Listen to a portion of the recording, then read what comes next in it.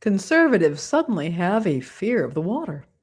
We'll plunge the depths of that story and more today on the Undercurrent. Whoa!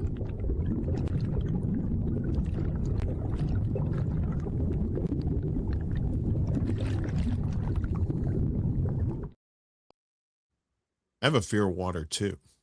Don't people with rabies have a fear of the water? That's hydrophobia. Right, but Is isn't hydrophobia a symptom of rabies? I don't know. That's aquaphobia is the fear of water. Hydrophobia just means you have rabies, I think. But I'm no doctor. Don't at me, bro. Good morning. Good morning. Good to see you, Max. Good to see you, Janina. It's good to see everybody today. My insane ass is up on 2 hours sleep. Let's go, bitches. Well, you should get some sleep, Yodina. Come on. Don't hurt yourself. Yes. Good. It's tax day. It's April 15th. That is correct. And of course, your tax dollars, well, according to some people, are going to places you don't want them to go, but water wet, sky blue. What else is new, right? How you doing, Lainey? Yeah, I'm doing good. Did you know that in other countries, you don't submit your tax returns? You don't have to do all this crap? Really? Yeah, I mean, apparently they, that you get a tax bill. They which they're already getting the information from your employers or the companies that you're contracting with, and they just send it to you and you deal with it. Here we make people go through all these hoops, and if they don't, it can be considered a crime. Did you know that Harold Washington, the former mayor of Chicago, actually did something like 30 days in jail? Not because of any kind of tax evasion, but because he didn't file. He didn't owe any taxes. He just didn't file once, and they wanted him. They wanted to get on something, and that's what they did. I mean, wow, it was insane. Max, it's good to see you. Yeah, Max, I'm in full agreement. This is all nuts. Yeah. Yeah, it's that's the land of the free, home of the complicated, is what America is now. And taxes may not be the only thing people are going to be worried about as all this business overseas is going on. Let's get to the riptide. And we got flying. I know you like to fly, Lainey. I do. Might get a little more pricey as airlines warn of jet fuel shortage, spiraling costs amid U.S. blockade of Hormuz. We'll get to all the Iran war stuff later in the show, but this is more for the homeland that affecting us here. So major European and Australian airlines are warning of a deepening crisis from a lack of jet fuel resulting from the closure of the Strait of Hormuz amid the ongoing U.S.-Israeli war on Iran, according to Reuters. Australia's Qantas Airways. Man, I haven't heard Qantas. Remember the Qantas commercials? Yeah, I remember that. I just haven't heard the name in so long. Yeah, I know. It's like, they used to have commercials all the time, and then now nothing, I guess. Well, they can't afford, I guess they can't afford advertising if the fuel costs are high. So Qantas Airways caution of spiraling costs. Germany's Lufthansa said it may have to ground planes, while Britain's Virgin Atlantic raised the alarm of a looming supply crunch as the Iran war causes fuel shortages, the news agency wrote on Tuesday. Wow, Virgin Atlantic sound like they're screwed. Since the war began 6 weeks ago, the U.S. and Israeli bombing campaign on Iran and Iranian ballistic missiles and drone attacks in retaliation have disrupted airline routes between Asia and Europe that rely on stopovers at major Gulf airports, including in Dubai, Abu Dhabi, and Kuwait. Jet fuel shortages have also emerged because oil and other petrochemical products produced by the Gulf states cannot currently be transported through the Strait of Hormuz, which has been closed since the start of the war in late February. The doubling of jet fuel prices and tightening of supplies are hitting airlines hard, Reuters added, forcing carriers to hike airfares. Aha! Passing the savings on to you. No, wait, not savings. That's more money. Introduce fuel surcharges and cut routes. Lufthansa CEO Carsten Spohr, that's an interesting name, warned that jet fuel shortages are driving up costs. Kerosene will remain in short supply and therefore more expensive for the rest of the year, Spohr told German newspaper Frankfurter Allgemeine Zeitung. You have to say it loud with the if it's a Z word in German. It's a law. It's not my law. I didn't make that up. Spohr also said that canceling flights may be unavoidable as kerosene availability is already critical at some airports, particularly in Asia, to weather the storm. Qantas is using koala power. Qantas is seeking to preserve cash and has delayed a planned share buyback. Oh, they're not buying back their own stocks and artificially inflating the price of their company. Oh, that's too bad.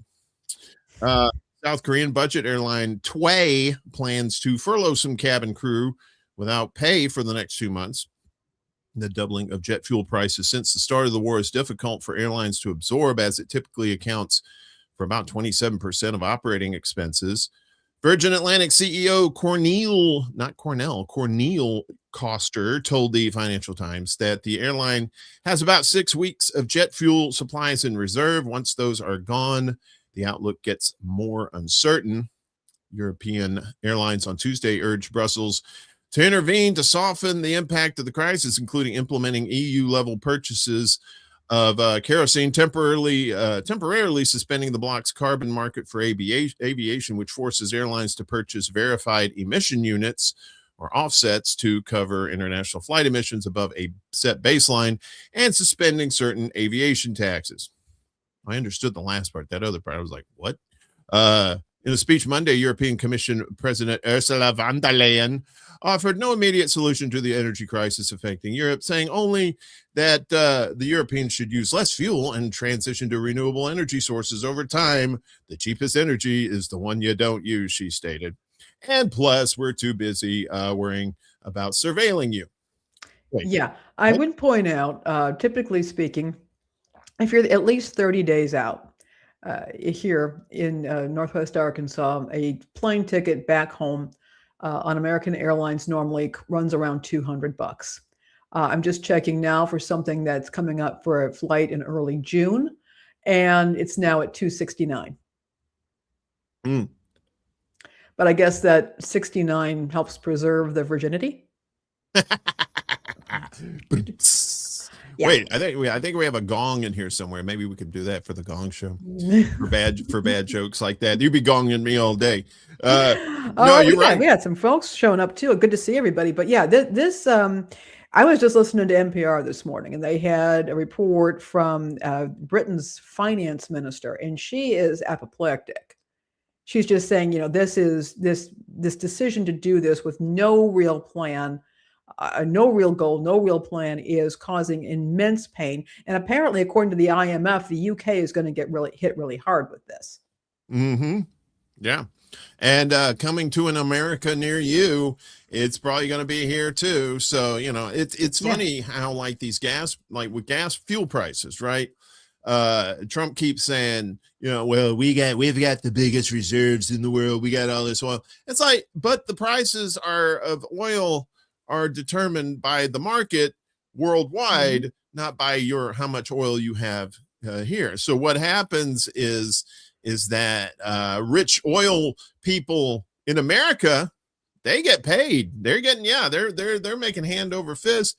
Meanwhile, you're paying $6, $7, $8 a gallon if you're lucky in some places, because the longer this goes on, the higher those prices, like gas or for cars and for airplanes, and probably for other transportation that uses petrol, that uses fuel. That's probably those prices are going to go up too. So yes, stay vigilant. Learn how to grow feathers on your arms and see if you can save a few bucks on the airlines. Our government is full of just crappy people. You know that, Lainey. Our folks here, they know this too. We got John and Ronan in here. Of course, Willie's snuck in here too. It's good to see you. Love it when Willie sneaks in. He's a sneaky Willie. He is. Stop it. Speaking of sneaky Willie, is Eric Swalwell. How you like that, King of Yeah, he Segway? swole well, didn't he? Yeah, he's not very swell today. Two U.S. and not one, but two U.S. congressmen resign over sex scandals. Yikes! America, your leaders. How'd you like to be in a sex scandal with this guy? Yikes! Ugh. No, thank you. Yeah. Democrat Eric Swalwell and Republican Tony Gonzalez. Bipartisan creepiness. That's wonderful. Have said they will resign from the U.S. House of Representatives following accusations of sexual misconduct. Swalwell, first elected to Congress in 2013, denied the allegations, deny, claiming they were part of an effort to derail his campaign for governor of his home state of California, where he has been one of the top contenders. He suspended his campaign on Sunday and announced plans to leave Congress the following day. I'm deeply sorry for my family, staff, and constituents for mistakes and judgment I've made in the past, Swalwell said in a statement on the tweeters. He criticized calls for a vote to expel him, but added that it's also wrong for my constituents to have me distracted from my duties. Well, I think you distracted yourself from your duties. Your duties, there, pal. yeah. That's probably why you're. That's well, probably why you're not. He's saying, he's denying the accusations, but he's also saying mistakes in judgment. Okay, he just said a whole lot of nothing. Well, according to CNN, 4 women have accused Swalwell of misconduct, including a former staffer who alleged that the politician raped her in 2019 and 2024 while she was heavily intoxicated. Other women allege that Swalwell groped them and sent explicit messages and nude photos. In 2023, Swalwell was removed from the House Intelligence Committee following an Axios report that he had, Swalwell, yes. That name is just like jokes make themselves. I know. If you're in middle school, those jokes they just write themselves. That he had contacts with a suspected Chinese intelligence operative. Gonzalez, a Republican from Texas, suspended his reelection campaign last month after it was revealed that he had an affair with an aide who died by suicide last year. Gonzalez, who was first elected to Congress in 2021, admitted to the affair, describing it as a lapse in judgment. There's another lapse in judgment. On Monday, he said he would formally submit his resignation the next day when Congress returns to session. But wait, there's more. It's a double dip as ex-Congressman Eric Swalwell faces a second sexual assault probe. Holy shnikes. First it was now it's another one. A second woman came forward to accuse Swalwell of rape on Tuesday as the California Democrat and would-be governor resigned his seat in Congress, leaving him the subject of sexual assault investigations by law enforcement on both U.S. coasts. Former Beverly Hills model and software entrepreneur Lana Drews is also the 5th woman to accuse Swalwell of sexual misconduct in recent days, deepening a scandal that prompted him to announce his resignation from the House. And then there's the rest of that there. Basically, that's just an addendum to that other story there. But yeah, there's not that great amount of faith in our government as it is, but when stuff like this happens, it's like and this is the stuff that we know about. This is stuff that we know about and that we hear about. And the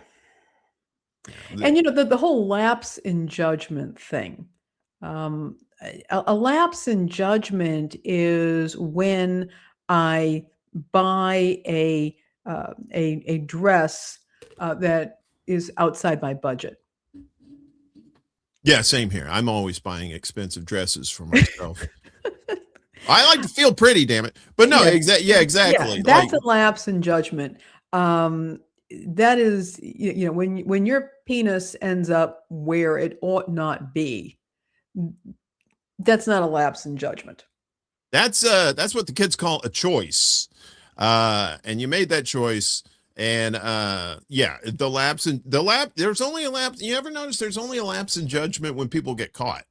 Yeah, they don't always come noticed out that. and say, you know what, I am resigning now because I've had my come to Jesus moment and I realized that I did something very bad and I am not fit for this office.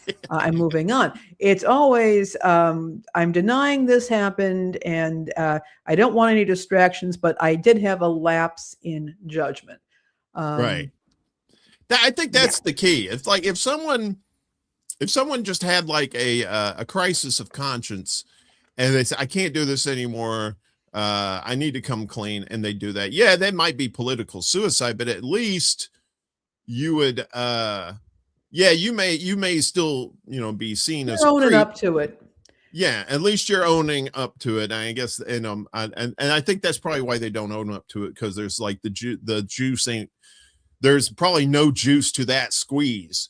If you admit to something, that all they're going to do is just tear you up anyway, so you might as well deny until you can't deny anymore.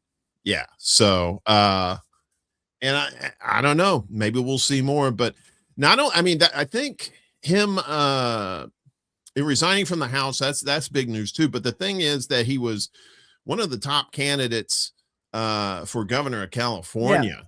That's the one that's probably going to hurt the most, because now who has the open floor on the Democratic side? That's Newsom. Newsom really doesn't have any real competition now for governor. Is it Newsom?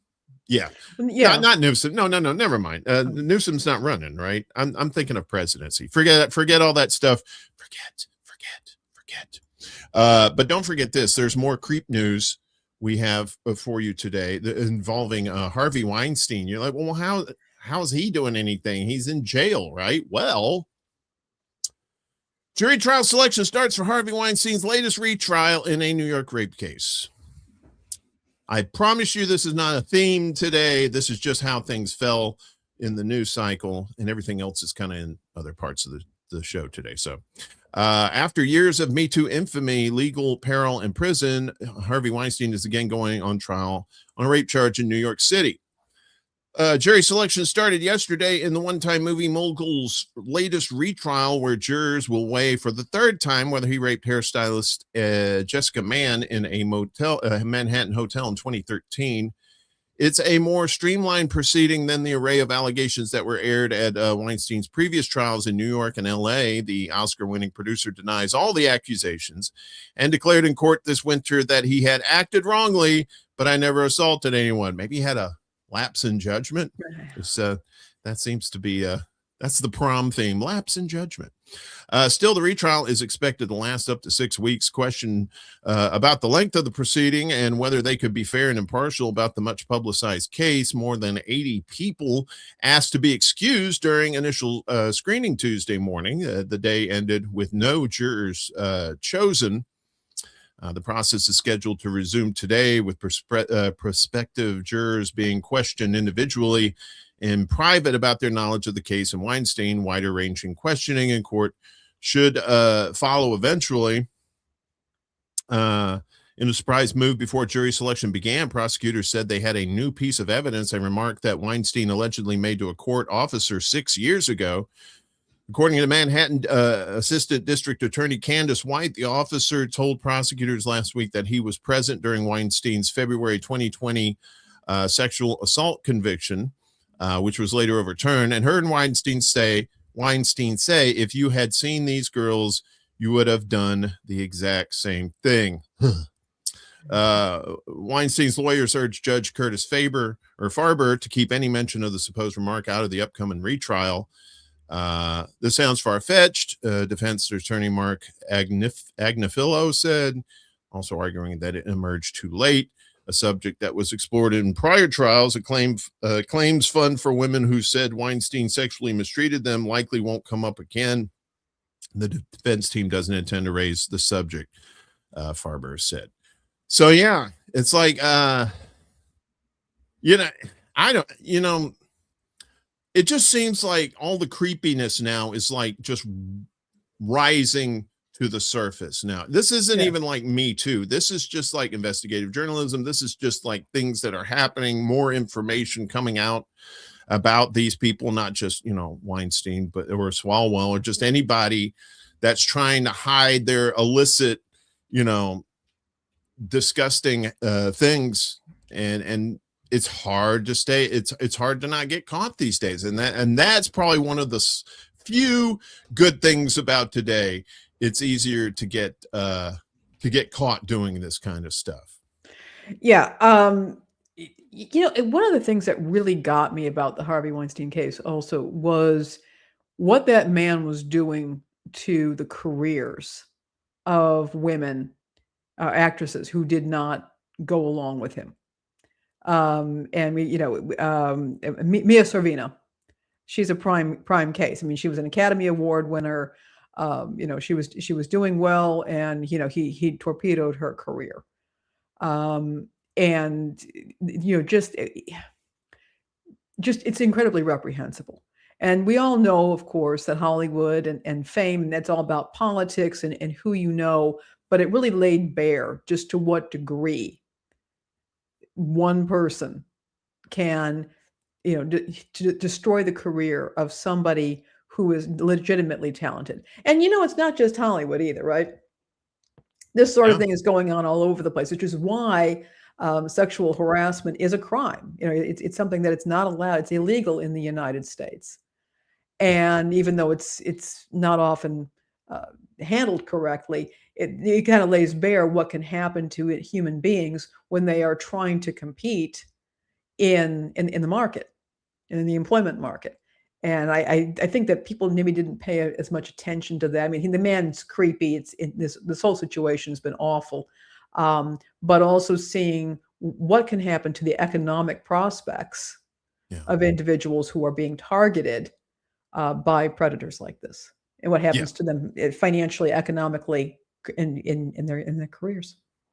The only thing I ever worry about when there is like a number of people who are caught doing this at one time, or at least within a period of time, is if actual innocent people get caught up in it too. There tends to be well, that person too's doing it. And it's like, well, where's your proof? I don't need proof. I just, that kind of thing. And it's like, well, no, you need, you kind of, let's not, let's get the people who are doing this shit. But at the same time, let's not drag people into who may actually have not done anything wrong. There needs to be a little more nuance when it comes to that stuff. And, sometimes cooler heads prevail, but sometimes you hear some hot heads online and you're like, okay.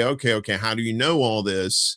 And then all of a sudden the pitchforks and torches are coming out and they're coming after Frankenstein. So, I know, what's up, Jackie? Good to see you. I know we confuse people sometimes. We are on 3 different YouTube channels right now. We're on, of course, The Undercurrent, which, if you haven't subscribed to The Undercurrent, please do so. Please do so. And oh wait, I forgot to do something. Hold on a second. Is it this one? Okay, yeah. All right, so we have our little our things down here that you can subscribe to The Undercurrent. Please, and thank you. But we're on my channel too, Extra Bullet. We're on Laney's channel. Of course, we're on a couple of Facebook channels, Laney and mine's. And we're also on Substack, our Undercurrent .substack.com for you. Just want to throw that out there, just so you know. So we'll of course next week we'll have more of these top stories for you, but right now it's time to get to the catch of the day, if I can find the thing here. And Laney, there's something in the water and it's scaring Republicans. What's that about? And the weird thing about this, Uncle Warren, this is going back about 20 years ago or more, but it was being handled in a slightly different way. And it is chemical abortion pills kill babies, harm women, and pollute our drinking water.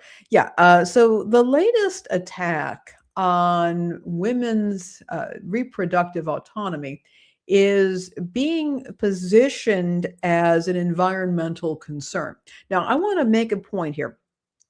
It was only earlier this year that the EPA finally declared the water emergency in Flint, Michigan to be over. That was 7.5 years, if not more, of them having unsafe drinking water. Nobody cared. despite getting publicity, despite people, all the attention, it took that long for that water emergency to be declared not happening anymore, done and over with. So let me ask you a quick question about yeah. that. Was that the time when Obama came to Flint and did his little trick with the drinking the water, and he's like, "Oh, so nothing wrong with this water, everything's fine"? And was it then, or was it after? Or did they not people buy that bullshit? And it was later that they said, "Okay, now it's over." It just happened.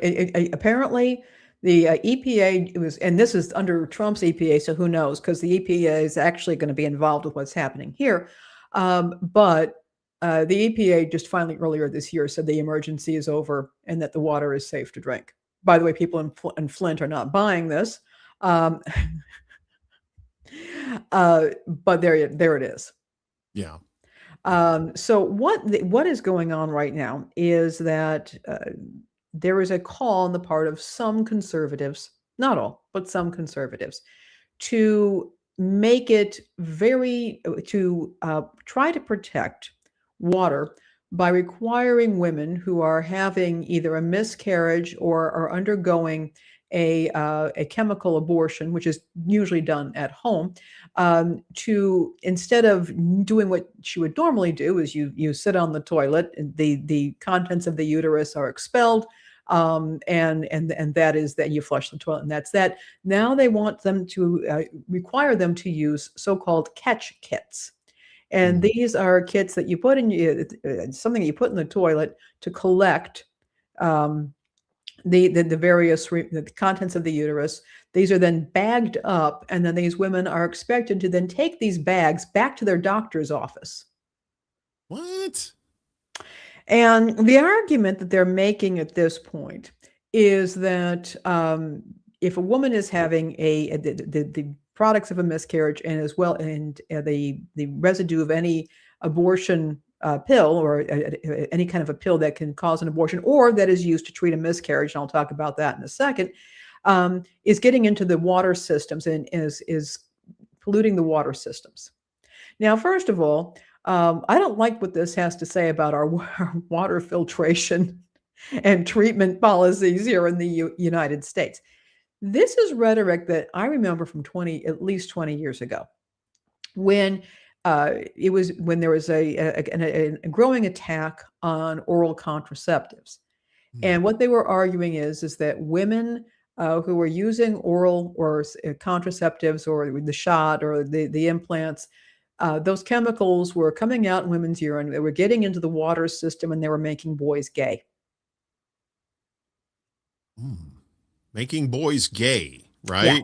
Yeah. Okay. And okay. I'm sure they had scientific evidence. Oh, yeah. So very scientific. Yeah. Right. But now this is the latest that they're doing. And I've got some sources in the show notes.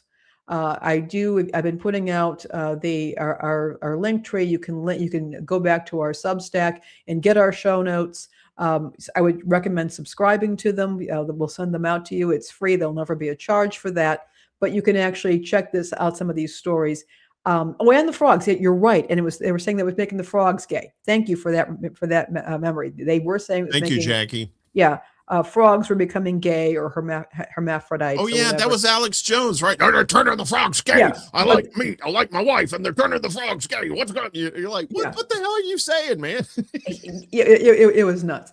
So now that is the latest approach, and apparently the EPA under MAHA and all with the MAHA culture, Make America Healthy Again, is actually considering doing this. I believe it's in Ohio that they're pushing for bills that would force women to do this. Now, let's just kind of scroll this back here. Okay, first of all, it is estimated that 50% or more of fertilized eggs never result in a live pregnancy. They spontaneously, they never implant. There's a spontaneous miscarriage. So miscarriages are happening all the time. Women may not even know about it. And the woman who is having a miscarriage may in fact have some hormones in her body. She may have, she may be taking some kind of a hormone therapy of some nature, whatever. this could still get into the water system, but they're now trying to say that if a woman is taking any kind of pills or she's having a miscarriage, she needs to be able to catch that. Well, how does she distinguish that between menstruation or other kinds of bleeding that do happen? I mean, this is women's bodies. This is the sort of thing that's been happening for a long time. Secondly, what the hell are the doctor's offices supposed to be doing when they suddenly have got 20 women or 30 women a day coming in with baggies full of biohazard material? What does that do to these doctors' offices and these clinics? The chemical abortions have been managed for quite some time, very effectively. It works. A woman goes home, and she can talk to a nurse. There's always a hotline or something that she can call and get assistance. If she has to go to an ER, she does that. But the point is, they know how to manage these situations. This has all been manageable. And now there's even talk, and this is really blowing my mind. They're saying that they now have technology where they can be testing groundwater and water in rivers and that sort of thing, and then they can determine on which block of a street this water is coming from. Now, I don't believe this for a second. I believe that this is a way to terrorize women. Yeah, exactly. And they're doing this at a time when many women are afraid to get any kind of reproductive health care or any health care at all. There are women, for example, who are undocumented or who are immigrants and are afraid that they're going to be met at the hospital by ICE agents. Mm-hmm. And that could very easily happen. We know that this can happen. Number two, we have women, again, in many states where abortion is illegal and who might not seek any kind of medical help at all, or would be afraid to bring these kids in because they could be accused of having an abortion or triggering an abortion. And even if they are again, women could be afraid of menstruation at this point. Because again, a lot of women miscarry regularly, have no idea that they've miscarried. And you'll also notice something else, Uncle Warren. There's been a big trend, particularly among the macho Maha types, with testosterone therapy. You'll notice that testosterone, they're not concerned about those hormones getting into the water. Yeah, that's true. And there are a lot of commercials touting these testosterone products too, because there's a whole bunch out there for sure. There's a whole lot of drugs that that people are going to pee out. Yeah. And they're not looking at and those drugs could have all kinds of effects on people, but they're targeting some very, very specific ones. Mm-hmm. So, any case, what we're looking here is a way, I think, first of all, to terrorize the population, particularly women or anybody who happens to love or live with a woman. We're looking at a way to get women to think that there's perhaps more surveillance going on than there actually is. I really do not believe that most local police departments want to be knocking door to door because groundwater in an area shows that somebody on the block potentially had a miscarriage or potentially used an abortion drug. And also, the other thing to keep in mind, these so-called abortion drugs are not just used to terminate pregnancies. They are also used to manage miscarriages. Sometimes somebody will have a miscarriage and they'll give the woman a drug that they use to, hasten the process along, to empty out the uterus so there's less risk of an infection. And they will do that as well. Otherwise, they have to monitor the situation. Previously, before these drugs were being used this way, women might have to go in and have an outpatient surgical procedure, which was painful, expensive, required downtime. It was not a great use of medical resources. Mm-hmm. So this is where we're at. It took 7.5 years, at least, more than that actually, for Flint, Michigan to finally get safe water. And people don't even trust that at this point. But all of a sudden, conservatives are up in arms about the quality of water. Yeah. Jacqueline has a comment here. It says, also, if the father doesn't want a child, it would be so easy for him to put something that could cause an abortion in his girlfriend's food or water, knowing full well that she'd probably get the blame. Right. Yeah. Exactly. It's Yeah. with that's the thing Yeah, with these great pills like point. that. Yeah. That could totally happen. And then, and she wouldn't even know. Yeah. She'd never even know. And then God knows what would happen to her legally after that. Right. Yeah, and it would not be difficult for people in a community to fake this sort of thing. If you had EPA workers out there and they have something against that community, they've got a problem with the community, and we know federal government has a problem with many communities, they could, very easily come up with a false positive on the results or whatever they wanted to do, which could lead to further law enforcement in the area. Remember, ICE has now been emboldened to do it. The federal government has no problem with effectively having a rogue police force. And right now, we know that they're targeting people who may or may not have illegal immigration status, and of course they have no problem with shooting and killing people who find this objectionable, their tactics objectionable. What happens when we now start having, say, the EPA suddenly has a militarized constabulary that goes around, not necessarily militarized, but it's certainly a constabulary that goes beyond just simply being a regulatory investigator, but is now making decisions about whether an area needs to be monitored for illegal abortions on the grounds that this community is tainting the water supply. Yeah. Here's and they where don't we're at. Right. And the whole thing, like when you were talking about like we'll know which block it came from. It's like, no, you won't. There's not, I mean, even if you could, it's like, yeah, this is like some serious getting into Handmaid's Tale territory. It is getting into that, and it is getting into that, and it is incredible. It's they're using environmental protection as a ruse here. I mean, it didn't work 20 years ago, and it said that it was making frogs and boys gay.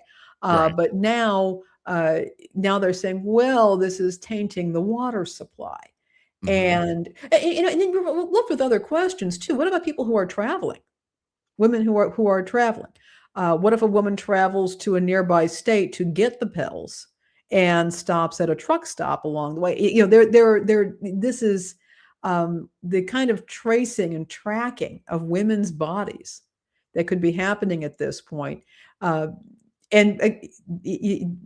It boggles the mind what will happen to women, what will happen to communities if this kind of nonsense is allowed to continue. And I want to make folks aware of it. Jessica Valenti is doing some good work. Abortion every day. She's doing that on Substack. You might want to track that. But for right now, again, this is the sort of thing that interferes with real health care. It draws resources away from actual attempts to protect the environment and protect the safety of water. And it also terrorizes the population. And it may keep women from actually getting health care, which isn't good for anybody. Yeah, which is funny because there was I'd read a few years back if we had like universal health care in this country, 60 to 70, I can't remember the number exactly, but like 60 to 70% of women who have abortions wouldn't have abortions because that was their main reason for having an abortion, because they couldn't afford a child, because they couldn't afford the health care for it. But Republicans don't seem to care about us having universal health care, because once you have that, then it's kind of hard to control people. And another thing about the water, it's very hypocritical to say, oh, well, we'll check in the water for these chemicals, but yet, and at the same time, you have like all these factories and stuff just dumping waste into rivers and streams. And oh, well, even if it's regulated, you can still dump a certain amount into these rivers. And it's like, well, what's the difference there? Why that makes it sound more like they're coming after women and trying to intimidate women, you know? Yeah, because they're not going after testosterone. No. Yeah, they're not going after steroids. They You think know, they think women are easy to intimidate, and the women I know, no. no. No. But yeah, and I would also, just point out, there was recently some information about the demographic shifts with people are not having children, as many children. And one of the things that was attributed was teen pregnancy has been on the decline. Now, for decades, it was, ranting and raving about those terrible teen mothers who go out and have children and leech off the welfare system. And now I'm hearing noises from some conservative wings. Well, why aren't more teenagers having babies? Yeah, I saw that. I was Yeah, like, why aren't more teenagers having babies? And by the way, typically particularly with the younger teenagers who have babies, the fathers of these babies are usually adult men. They're significantly older. So that makes for a very convenient situation where men can, if they wanted to, have a lot more control over a much younger partner. And again, Right. also you hear from various legislators who oppose laws that restrict marriage licenses to people over 18 or over. They want those special exceptions for teenagers who say, "Oh, get into trouble and get pregnant." Mighty convenient, isn't it? Was it? I smell. What is it? Hypocrisy? Yeah, that smells. Yeah, it smells definitely like hypocrisy there, and control too, and of course another part of the surveillance state. And as John Kemper, enough of the managing women's bodies. Did Peters come up with this too? Again, if you are, I don't.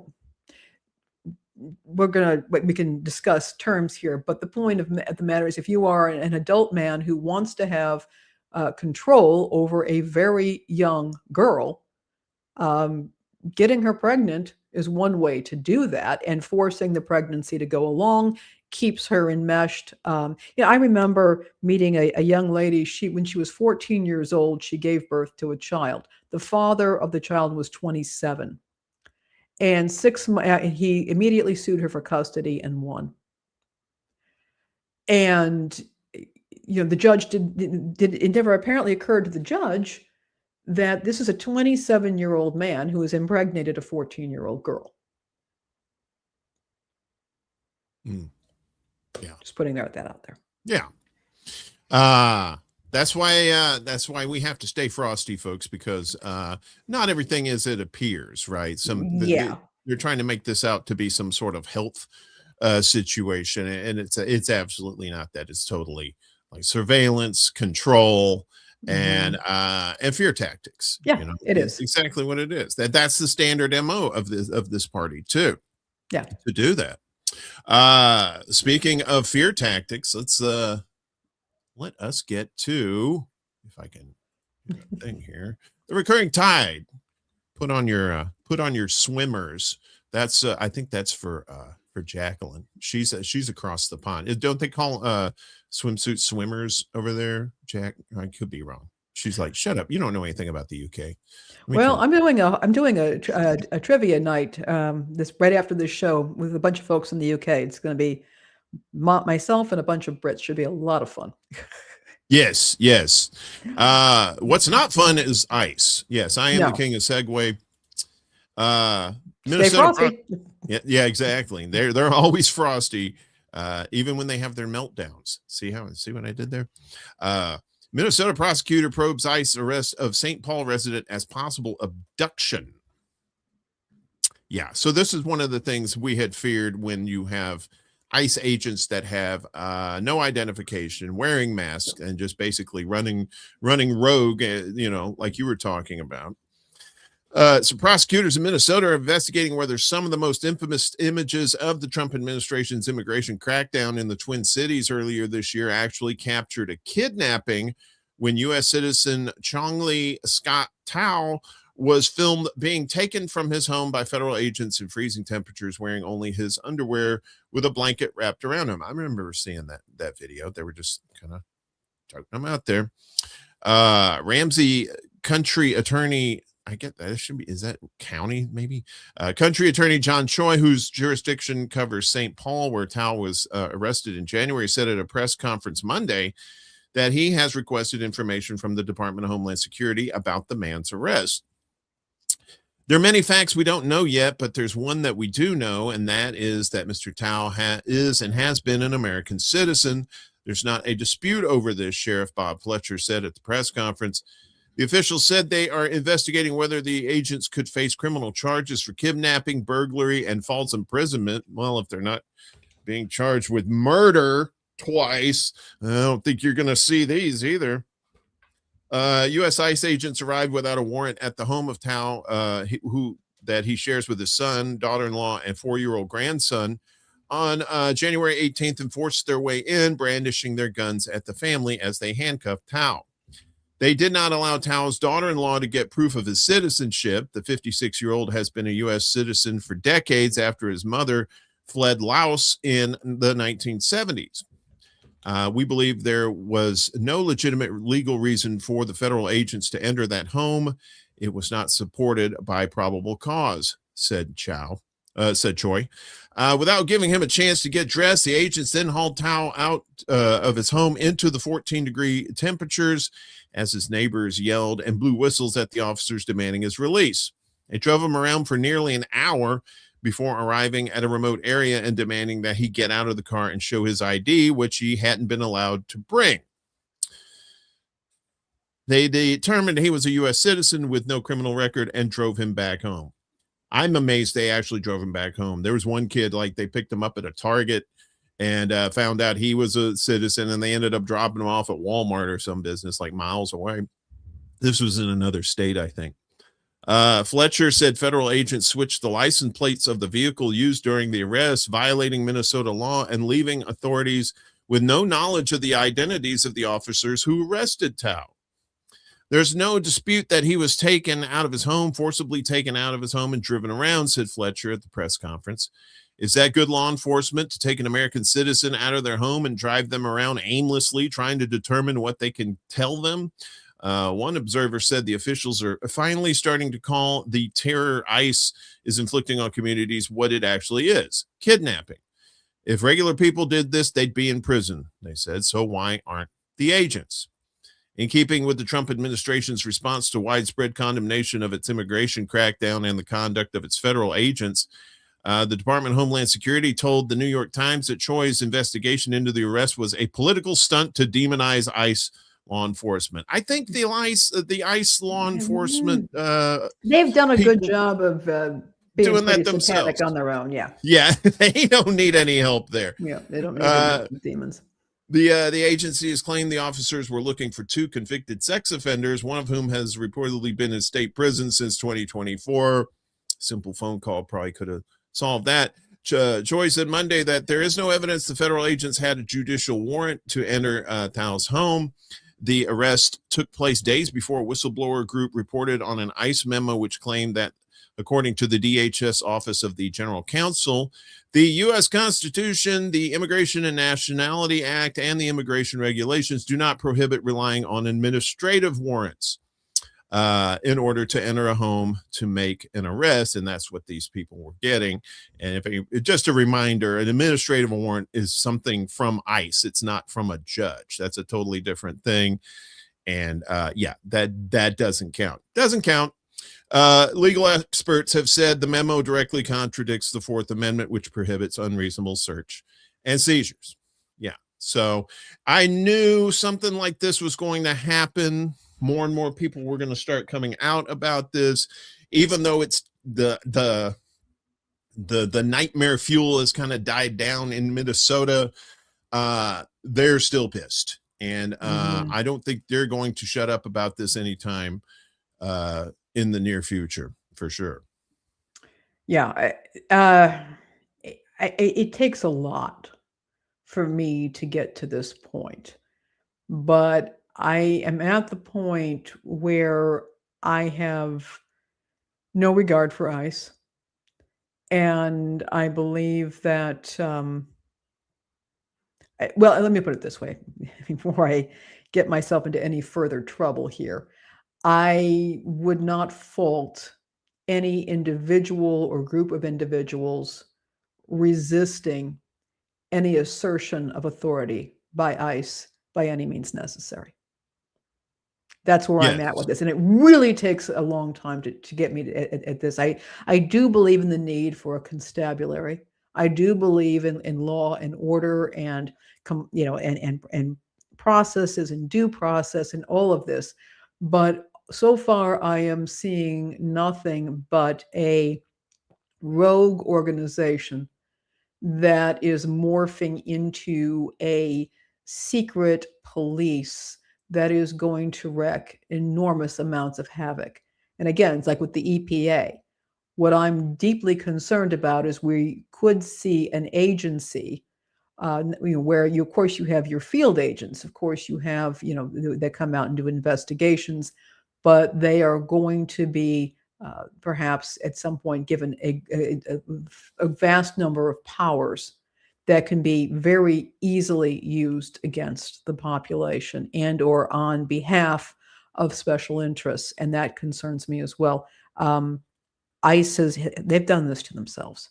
And I hope that as individuals, the ICE agents start suffering the consequences and don't hide behind the veil of working for a government agency. Just as I want to see those behind corporations who behave horribly, like the power companies out in California, whose aging infrastructure and refusal to invest in their infrastructure has resulted in horrific wildfires.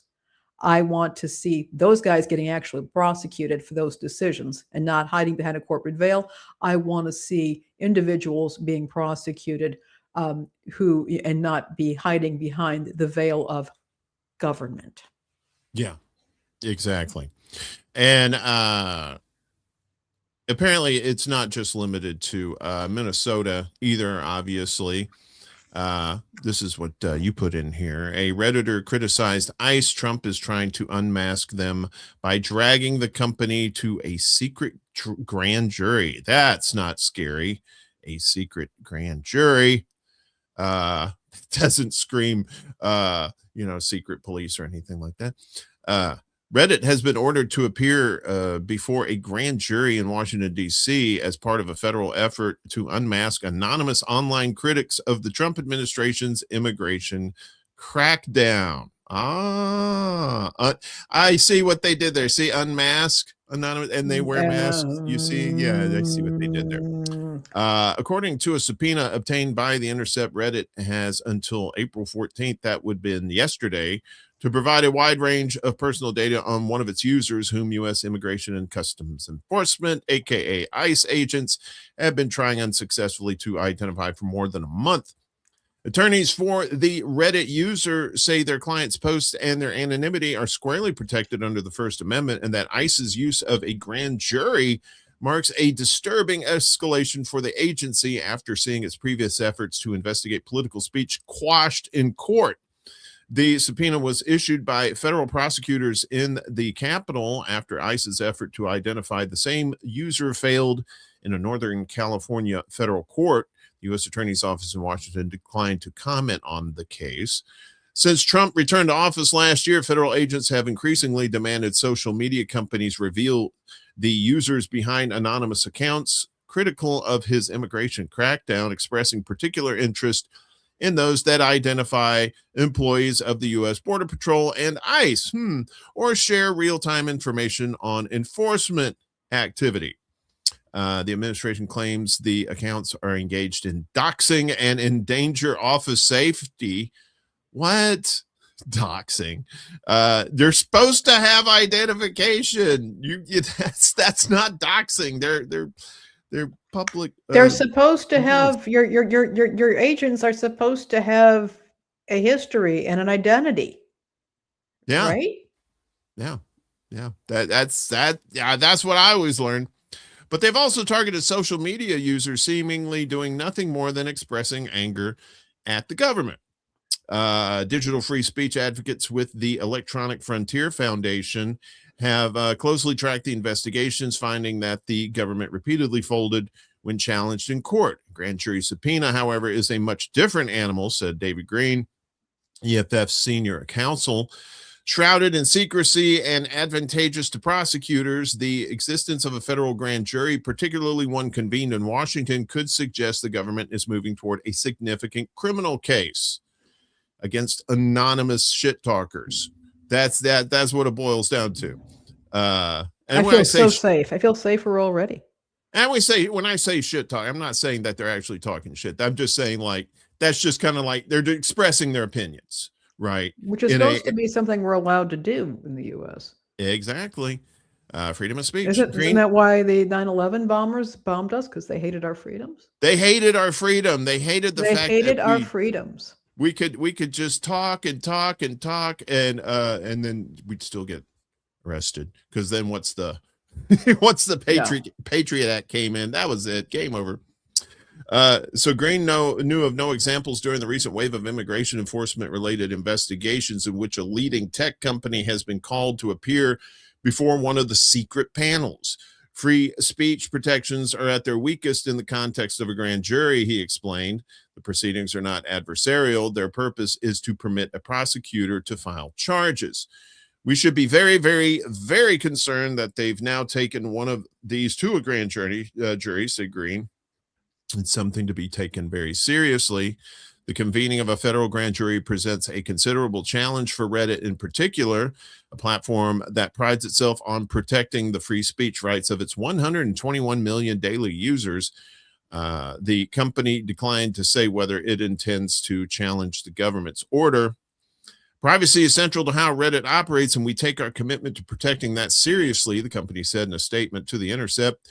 We do not voluntarily share information with any government, especially not on users exercising their rights to criticize the government or plan a protest.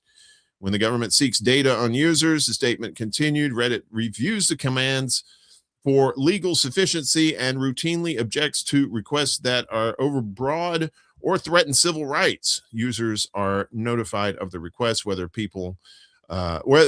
possible, so they can defend their interests, the company went on to say. And Reddit provides only the minimum data required to satisfy law enforcement demands. Yes. We were talking about the chemicals in the water, used as a fear tactic. This is another thing too. So now they're going to grand juries to try to scare the hell out of people out of not speaking their mind about the government. What is this China? Is this China? Isn't that what they say? They won't let you talk about the government in China. Well, apparently they're not letting you talk about the government here. Yeah. Interesting stuff. Yeah, not what I wanted to see or hear. And you notice there's not a lot of detail here. One of the things, there's a saying that a grand jury will indict a ham sandwich. Mm-hmm. And so when it goes to the grand jury, it's again, this is not good. This is simply not good. And the way it could open this up to anybody who has provided an opinion on anything, and it may not even necessarily be a situation where I think this is probably a test case. But you have a situation where somebody has expressed opinions on an issue of some controversy or whatnot. The government says, well, we're concerned that this is antisocial speech. This person is exposed, and then they've got 500 trolls going after them. Yeah. And it will have a chilling effect on people being able to speak their minds freely. Again, people could lose their employment.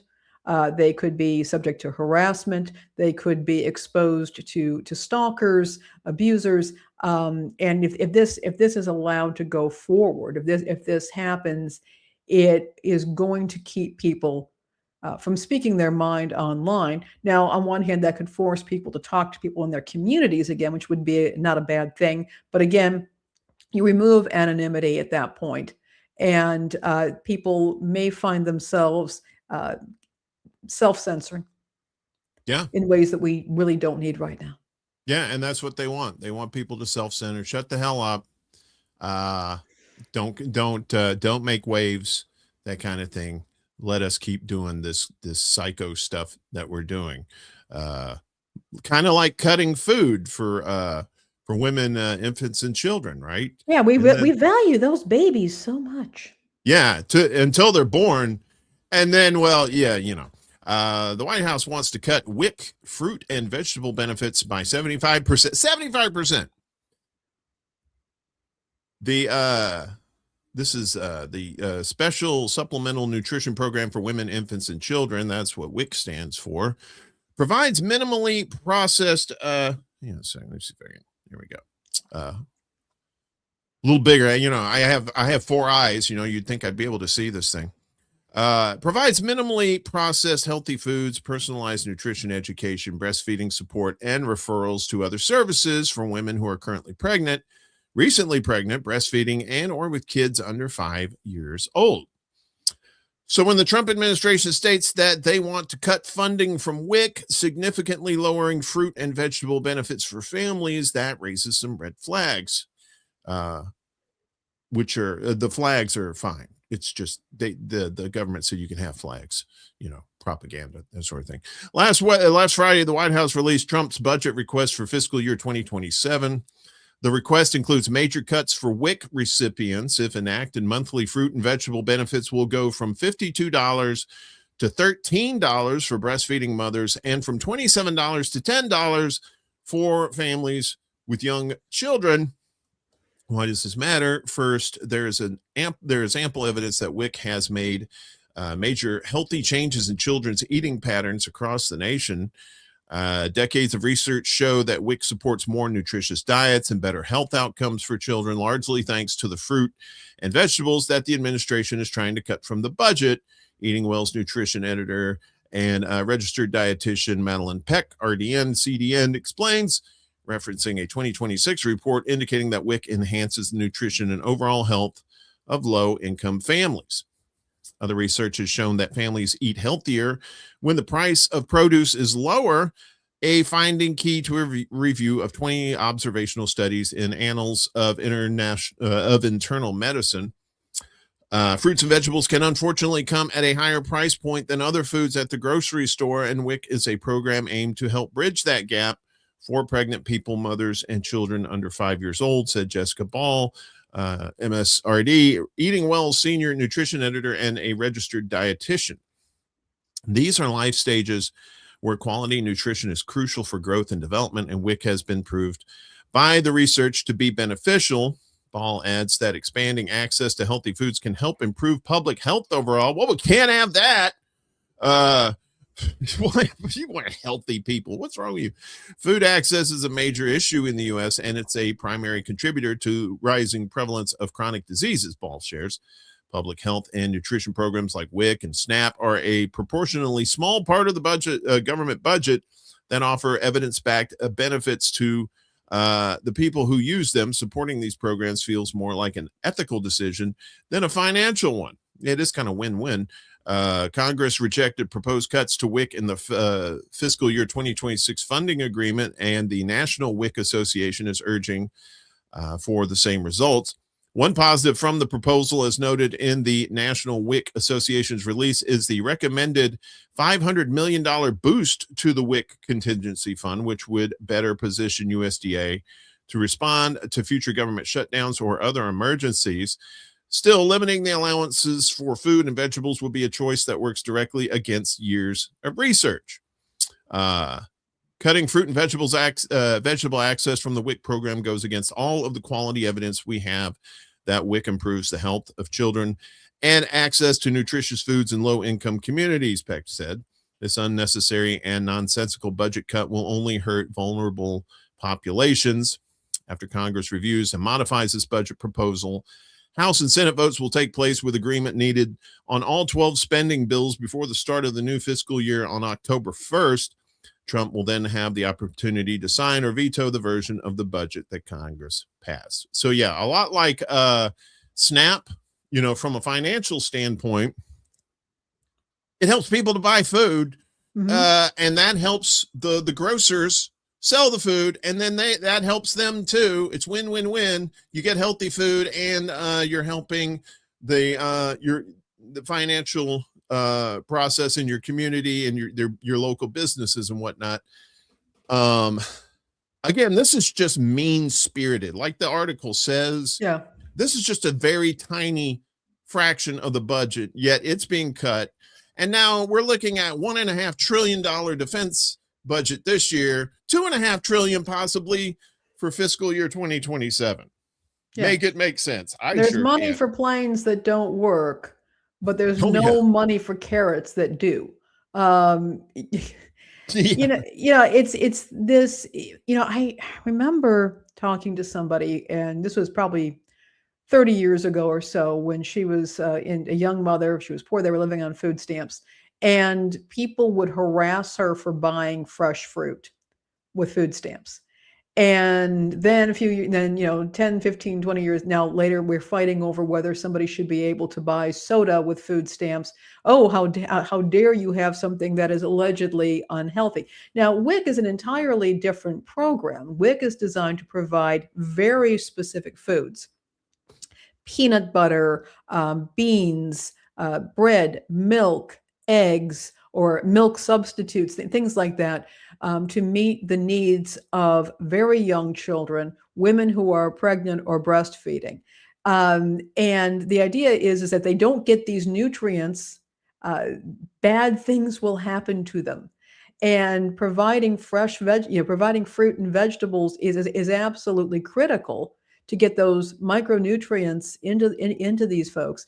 Also, I would point out that for many children, their eating habits are being formed at that age. And in France, one of the things that they'll do with children and families is they will start a meal with a vegetable salad.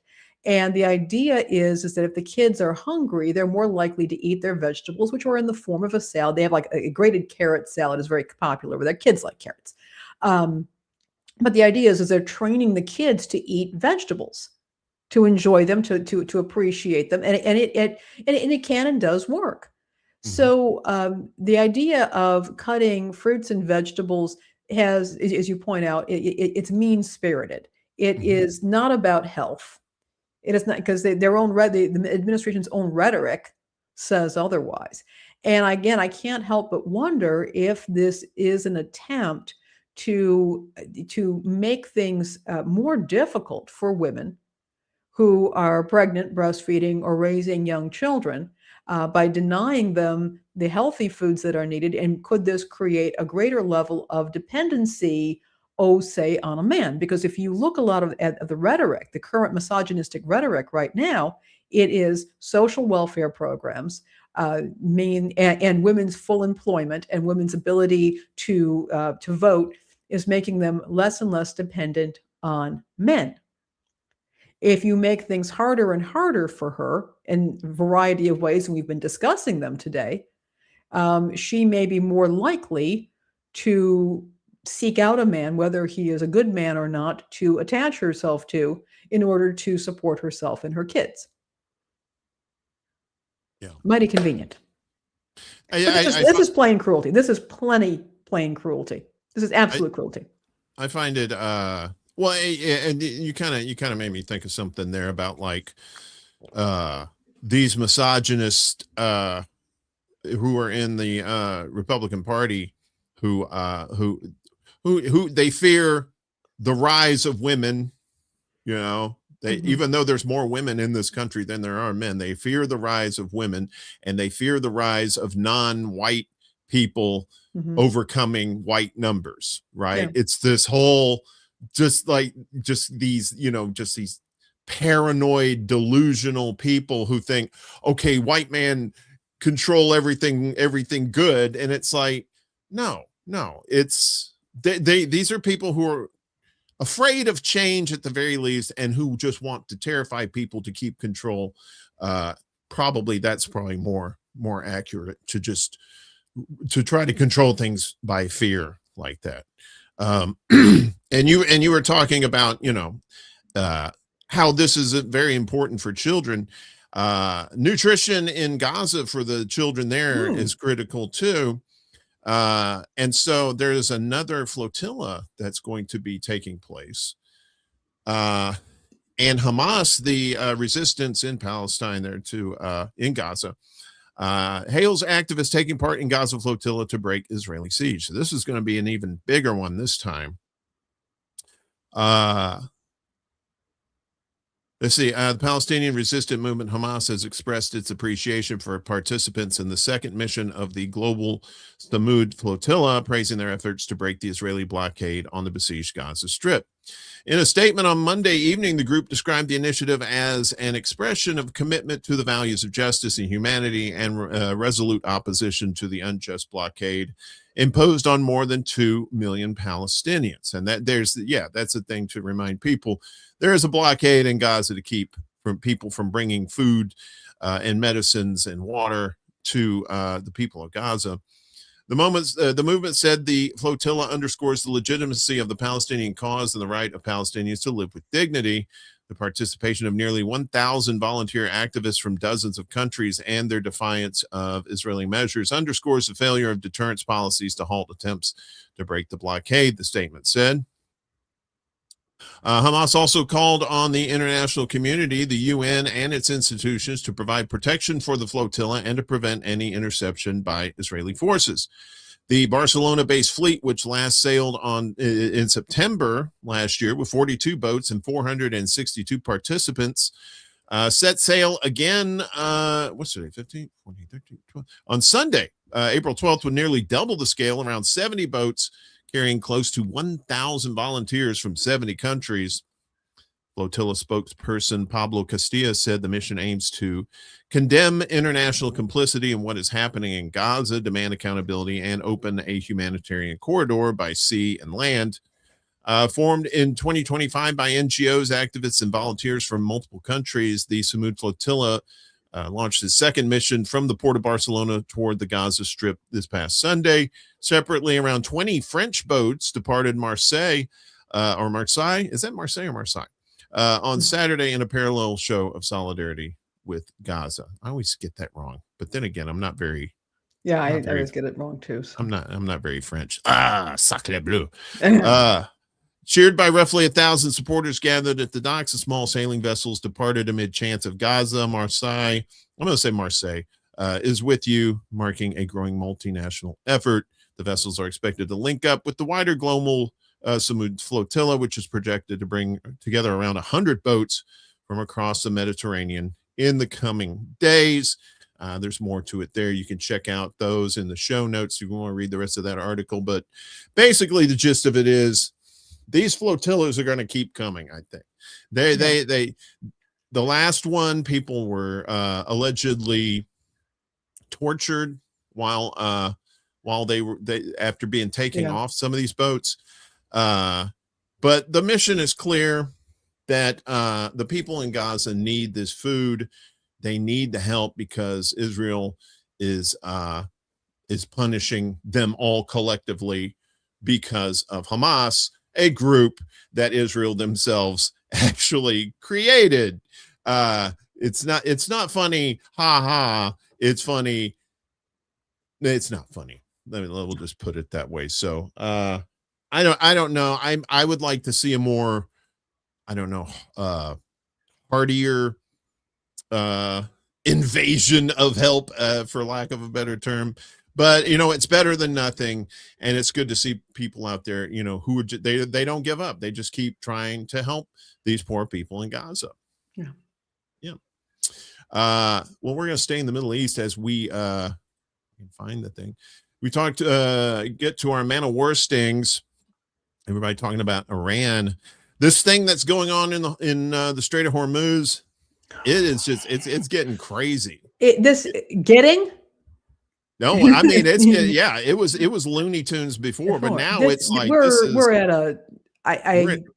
in Nurse Ratched territory now. We're going to unblock the Strait of Hormuz by blocking it. So just to kind of a quick catch you up kind of thing. So the Strait of Hormuz being controlled by Iran right now. The United States has a naval blockade blocking the ports of Iran, and Iran has turned around and blocked all the ports in the Gulf region. There's a lot of blocking going on. And now Iran threatens to block Gulf and the Red Sea trade routes. if U.S. naval blockade persists. This will probably tell you in the article, but so 20% of of energy comes through the Strait of Hormuz, but 75% comes through the Red Sea. And yeah, and so Yemen has been kind of, being the sheriff down there for the Red Sea. Iran has warned that it could block trade routes through the Persian Gulf, the Sea of Oman, and the Red Sea if the U.S. continues its reported naval blockade of Iranian ports. According to Al Jazeera, Iran's military said it would not allow exports or imports to continue through the region's major waterways, plural, if restrictions on Iranian shipping remain in place. In a statement carried by Iranian state television, the head of the Khatam al-Anbiya Central Headquarters, Iran's top joint military command, said the continued U.S. naval blockade of all Iranian ports constitutes a violation of the ceasefire. Our armed forces will not allow trade to flow through the Red Sea if the naval blockade continues. We will not allow any exports or imports in the Gulf and the Sea of Oman if the American blockade continues, the commander said. The statement added that if the U.S. maintains a blockade, this will be a prelude to violating the ceasefire. Iran's military further warned that any action by the U.S. that creates insecurity for Iranian commercial vessels and oil tankers could prompt retaliatory measures. The semi-official Mehr news agency quoted Major General Ali Abdullahi of the Khatam al-Anbiya Central Headquarters is saying, if the aggressive and terrorist America continues its unlawful actions of maritime blockade in the region and creates insecurity for Iranian commercial ships and oil tankers, this action will be considered a prelude to violating the ceasefire. He said, the powerful armed forces of Iran will not allow any kind of export and import to continue in the Persian Gulf, the Sea of Oman, or the Red Sea. Iran will act with full force to defend its national sovereignty and interests, he said. The warning comes as the Washington Post reported, citing unnamed American officials, that the U.S. is preparing to send thousands of additional troops to the Middle East in the coming days. Probably should have put that in the clownfish section for At as this far point, as the U.S. I'm beginning to feel like the entire ocean is collapsing on itself with all this, because it's hard to decide which segment it belongs in. Yeah.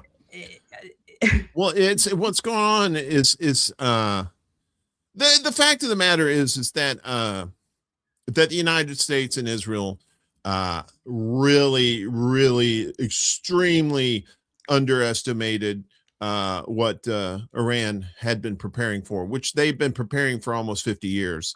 Yes. They knew this was coming. So, and so you cut off the head, another one grows. You cut off that head, another one grows. It doesn't matter. You're not going to have a ground invasion of Iran because it's too mountainous and it's just way, it's way too, you can't, and it's a huge country too. Yeah. So now, as the scholars say, the United States is in a real shit pickle, and it just seems like Trump, as usual, is doubling down on stupidity. That's all he's got. Yeah, I guess so. Okay, I guess you have to go with your talents, right? And he has a talent for being stupid, stupidity. So, well, part of the mix, of course, is Israel. And one of the key things that Iran in their 10-point plan wanted was a ceasefire for everybody, including Lebanon. But of course, Israel is like, what? Us stop killing people? You're funny. But apparently you're playing to our strengths. Yeah, exactly. Israel's very good at killing people. They're very good at killing people. And but apparently they're in talks with Lebanon here in the United States, as U.S. Lebanon direct talks happen here. Let's check out what to know. So I'll just kind of blow through this. The ambassadors Lebanon and Israel were in the U.S. With Lebanese authorities seeking to secure a ceasefire while Israel wants to disarm Hezbollah. So this is the first bilateral engagement between the two nations since '93. So there's been back and forth, of course, of they've killed many Hezbollah leaders. So, okay, so this happens yesterday at the U.S. State Department in Washington, and let's see. So we had the Lebanese ambassador. I'm not going to try and butcher these names. Well, actually, I'll butcher it. That's fine. Nada Hamadeh, Lebanese ambassador to the U.S. Yaishel Leiter, Israeli ambassador to the U.S. Marco Rubio, of course, he's Aquaman, the Secretary of State. I call him Aquaman because of the speech. Remember, he was drinking the water. That's a little more an extra inside joke there. Michael Issa, U.S. ambassador to Lebanon, acting as a facilitator, and Michael, that's Michelle. So I think that's Michelle. Michael Needham, State Department counselor. So the U.S. brokered the talks, with the State Department framing the meeting as a necessary response to Hezbollah's reckless actions, quote unquote. A U.S. official stressed that Israel is at war with Hezbollah, not Lebanon, so there is no reason the two neighbors should not be talking. The diplomats' push follows an intense escalation in violence, with Israel accused of targeting civilian areas across Lebanon. Hezbollah has also been firing rockets at Israel, and its fighters have been battling Israeli ground troops in the country's south. Primary points of the discussion include securing a ceasefire, disarming Hezbollah, and exploring a broader peace arrangement. However, the two sides approach the agenda from vastly different starting points. So what does Israel want? They want a long-term, intensive Israeli military presence that would remain until Hezbollah is fully dismantled. Israeli forces would continue operations, but gradually hand control to the Lebanese army. The Lebanese army would assume sole responsibility for disarming Hezbollah. The Lebanese government, Beirut, views the Washington talks strictly as a preliminary meeting to secure a pause in military activity, according to Lebanese Culture Minister Ghassan Salami, or Salameh, I think that's how it is. Salameh acknowledged to Al Jazeera that Lebanon lacks significant leverage, but stressed that the government is attempting to reassert state authority and separate the Lebanese file from the Iranian track regarding Israel's demand to disarm Hezbollah. Salameh cautioned that such a process takes time and cannot be achieved in a matter of days. There's more to it here. So why has Hezbollah rejected the talks? Hezbollah's views negotiating while Lebanon is being bombarded as akin to signing a document of surrender. You cannot conduct negotiations to stop the fighting if you are under fire and under pressure. Yeah, Ali al-Miqdad, a Hezbollah member of the Lebanese parliament, told Al Jazeera, lack of national consensus. Most of the people are behind Hezbollah, basically. The disarmament demand Hezbollah maintains, they're not going to disarm until there's a complete Israeli withdrawal. There's more here. Again, you can look at that in our show notes if you want more of the deets, as the kids say. But basically, just as a quick primer, Hezbollah and the Lebanese government are two separate entities. You have the Lebanese government, but Hezbollah is more of like the freedom fighters of they're kind of like the Hamas of Lebanon, right? They're the ones who are trying to stop Israeli incursions into the country. And of course, that they've been in the thorn of the side not only of Israel, but also the Lebanese government, who didn't even want to be a part of the Iranian peace talks. When they said we want ceasefire for everybody, including Lebanon, the Lebanese government themselves said, no, we can handle our own business. All right, we don't need you. And it's just, they're trying to curry favor with Israel, and it's like, that ain't gonna happen, boss. But at least they came to talk, and they talked, and I guess they didn't leave with a ceasefire. They didn't really leave with anything. They just talked. Yeah. It's kind of, when you follow what's going on with Hezbollah there, they're right. As soon as they disarm, Israel is just going to overrun Lebanon, the entire country, because they're the only ones who's actually keeping Israel from invading totally like that, and have been pushing them back pretty consistently. Yeah. So we told you about the closures there. Iran said, we'll shut it all down, mister. We don't care. So the USS George Herbert Walker Bush is en route to West Asia, but avoids the Red Sea in fear of Yemeni attacks. What? I thought we were the greatest military power on the planet, and you scared of some people in Yemen? What? So the USS Bush, giggity, is bypassing the Red Sea as it heads to West Asia to join U.S. naval forces in the Arabian Sea as Washington moves to enforce a blockade of the Strait of Hormuz following a collapse of talks with Iran. The carrier deployed at the end of March avoided the usual Mediterranean route and instead sailed around the African continent alongside escort vessels USS Donald Cook, the USS Mason, and USS Ross, according to the USNI news and military officials.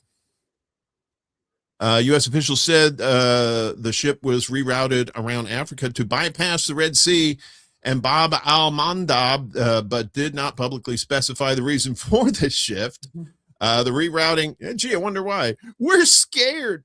The rerouting comes after Ansar Allah leader Abdul Malik al-Houthi warned that Yemen's operations are on an escalating trajectory, describing them as part of a well-studied plan aimed at preventing the Israeli and American enemy from using the Red Sea militarily in hostile actions against Iran and the Axis countries. The redeployment follows Washington's decision to impose a blockade on Iranian ports after negotiations between the U.S. and Iran went poopies.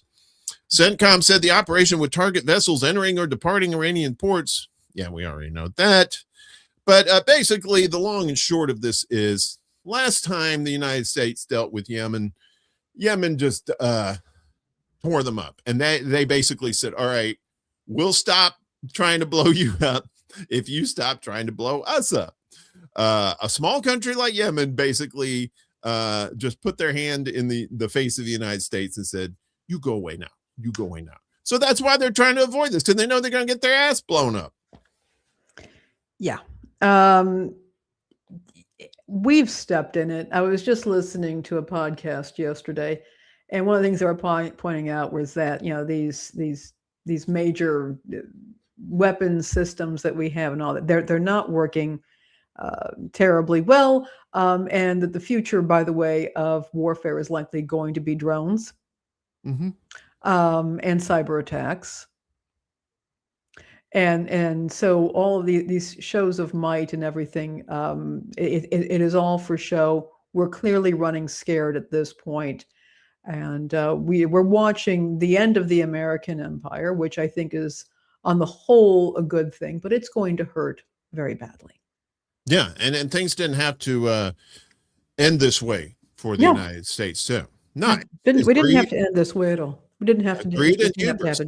It was greed and hubris that got us to this point, and it's going to be greed and hubris that's going to end it for us too.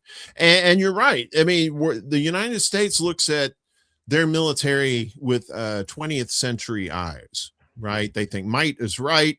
We got like a big ass army, big ass navy. We could just outmuscle anybody. No, it's not that at all. And I think that they know this. I think that they, on one hand, that they know this, and they're finding people to keep the distractions up while they figure out what the new order is going to look like. But right now, human beings are suffering. Well, I mean, they learned this back in Vietnam that they couldn't do it. Well, they did. And the weird thing is, I remember, the 1976, there was a big rally for patriotism because of the defeat of Vietnam and the craziness of the 60s and all that. We had high gas prices. The American morale was in the toilet, and they were trying to prop it up. And there was a time there where maybe things were looking better. Maybe it was back and forth. And then we had all this great, this new technology that came in, a lot of changes, and here we are.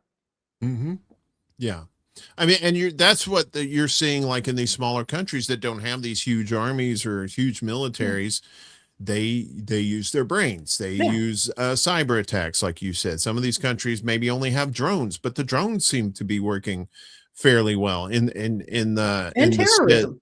Yeah. And well, yeah, I mean, that's what they have to do. They have to Yeah. go in and disrupt things they have to bring fear to these giant countries like this. And it sure as hell worked. They're going around the Cape of Good Hope down there instead of going through the Mediterranean. I don't care what Trump says, how much we're winning or not. The United States is not winning anything in this. And here's a perfect example of how they're not winning. GOP senator says, more important than your pocketbook. That's he's talking about the Iran war. Yeah. What is it? Short-term pain, long-term gain. That's what they seem to be pushing these days. Well, at least members of Congress, they seem to love that insider trading. Yeah. Yeah, they love that. A Republican senator yesterday tried to sell wary Americans on Trump's war with Iran by telling them that national security is more important than any financial pain they're feeling in the form of higher energy costs, right? This is the classic propaganda trope. You must sacrifice for the country. During an appearance on Newsmax's Wake Up America program, Senator Roger Marshall, Republican out of Kansas, tried to assuage Americans' concerns about the spike in gas prices caused by the war by informing viewers that the U.S. is the leading producer of oil in the world. We're exporting more than we're importing. You're not helping yourself there, bud. The U.S. exporting more of its own oil to foreign countries whose regular supplies have been disrupted by the closure of the Strait of Hormuz does nothing to lower U.S. gas prices, and if anything, will push them higher. Exactly. As a Monday Wall Street Journal article explained, prices at the pump are poised to keep rising if the U.S. exports more oil and gas and drains its inventories, especially since the jump in exports doesn't yet correspond to an increase in U.S. oil production. Later in the segment, Marshall acknowledged that Americans were feeling pain at the gas pump, but he said it was worth it. He's not feeling pain at the gas pumps. He has people driving him around everywhere. But he said it was worth it to stop the supposed threat from Iran, which did not attack the U.S. and, according to U.S. intelligence estimates, was not close to producing nuclear weapons. We're only 2 weeks away from Iran getting a nuclear weapon, they've been saying since the 1980s. He said, I'm sorry that gas prices are going up, but help is on the way, and your national security, yes, is even more important than your pocketbook.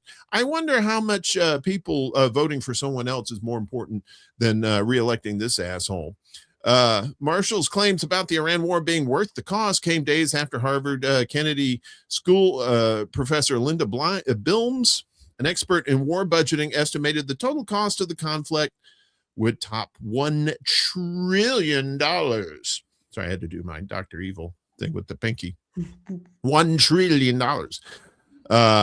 And that's not even part of that's just that war alone. And then they want the $1.5 trillion for the military budget too. Yeah.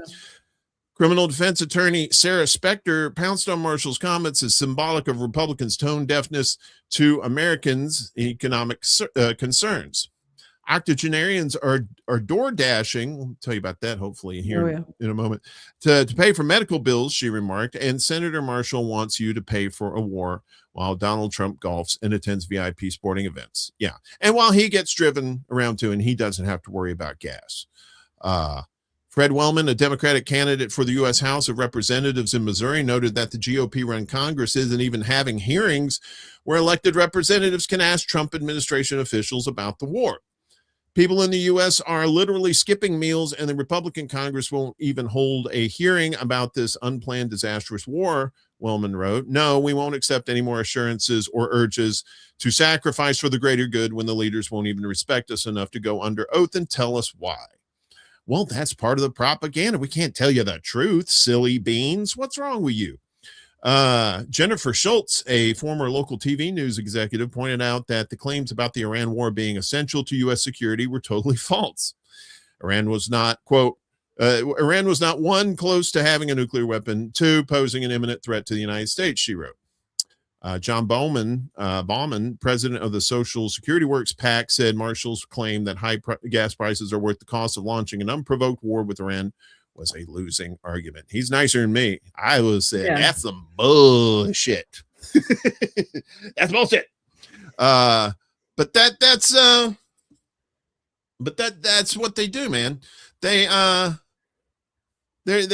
want you, they did the whole thing on all the news shows, short-term pain, long-term gain, short-term pain. And it's like, well, how long is the short term there, boss? Because that's what people are worried about right now, the short term and what the hell is going on. Right. They never attacked. They never were planning to attack. And Marco Rubio said the only reason we attacked them is because Israel was going to attack Iran, and we knew Iran was going to attack us too. So, it's put on your hip waders. It's a lot. We're cutting fruits and vegetables from children's diets, though, including those unborn children that you all love so much. Yeah, exactly. We don't have money for veggies. No, God, no. We need to turn those veggies into bombs. What's wrong with you? I told people on my show last Friday that the Pentagon had been threatening the Pope of all people, right? Yeah. So now Trump is shitting on the Pope too, because the Pope apparently likes peace and doesn't like dumbass wars like this. So Pope Leo says, I have no fear of the Trump administration after President blasts Pontiff. Well, he's from Chicago too. He probably doesn't have a fear of people anyway. There's something else there too, and we'll talk about in a second. So Pope Leo the 14th fired back at President Trump on Monday, a day after Trump blasted the Catholic Pontiff on Truth Social for criticizing the U.S. war against Iran and for military action against Venezuela. I have no fear of the Trump administration, Leo told reporters before boarding flight to begin a 10-day tour to 4 African countries. Well, he has a Pope mobile too. That's bulletproof. So, he could probably just like, come on, bitch, come on, let's go. I will continue to speak out loudly against war, looking to promote peace, promoting dialogue and multilateral relationships among the states to look for just solutions to problems, said Leo, who was born in the U.S., of course, Chicago. Well, I don't know if he was born here, but he's from here, right? He added that he doesn't want to get into a debate with Trump, who took credit for Leo's election as Pope. Of course he did. And that he does not look at his role as being political. Too many people are suffering in the world today, Leo said. Too many innocent people are being killed. And I think someone has to stand up and say there's a better way. Trump on Sunday bashed Leo in a scathing Truth Social post shortly before posting an image that appeared to depict Trump as Jesus tending to a sick man. Yes, I think we've all seen that. Yeah, I did not want to believe it. He said, I do not. He goes, and I don't want a Pope who criticizes the president of the United States because I'm doing exactly what I was elected in a landslide to do. Trump wrote on Truth Social, which of course is bullshit. He said he was going to bring down inflation and no more wars. And well, guess what? None of those things happen. I don't want a Pope who thinks it's okay for Iran to have a nuclear weapon. He wrote, or somebody wrote for him. I don't want a Pope who thinks it's terrible that America attacked Venezuela. I don't like Pope on a rope. I like soap on a rope. Trump also said Leo should be thankful because, as everyone knows, he was a shocking surprise. He wasn't on any list to be Pope and was only put there by the church because he was an American and they thought that would be the best way to deal with Donald J. Trump.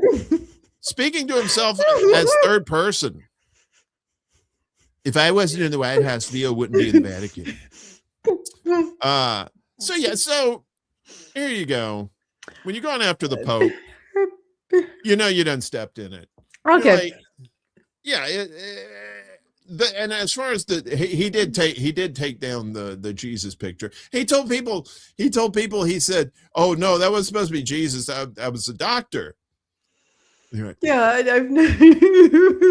Do doctors wear Jesus clothes and have glowing hands? Maybe Dr. Strange from Marvel. Like that. Yeah, that's a good Okay. I got just a couple of things here to say about this, Uncle Warren. Okay, first of all, I think we need to keep in mind that Trump has had a hard-on for Chicago for a long time, and this is going before he was even elected president. He was supposed to have a rally at University of Illinois, Chicago, at their arena. Chicagoans protested. Now, campus police said we can handle it. Chicago Police Department said, yeah, we can handle it. The Chicago Police Department is very used to dealing with this kind of protests and that sort of thing. Trump, last minute, amscrayed, chickened out, and didn't go. And everybody thought this was incredibly funny. And I do believe that he has held that against Chicago for a long time. And so the fact that you have a Chicago area pope who's coming out against, his policies is really, really addling him. I'm also going to say this. When you look at the Catholic community right now, it's fracturing in a variety of places. And there are a whole lot of people who feel that Vatican II was too modern and modernized the church, and that any pope since Vatican II is not a legitimate pope. So that's one thing to consider.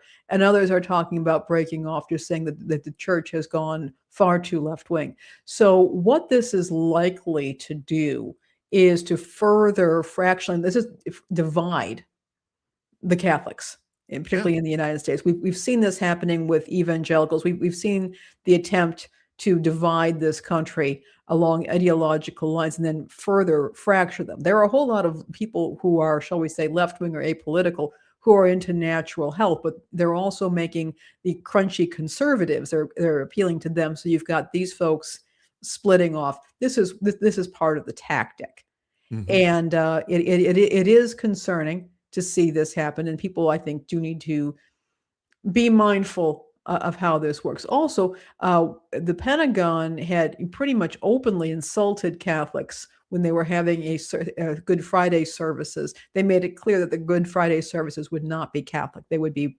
Protestant. And that point was also made.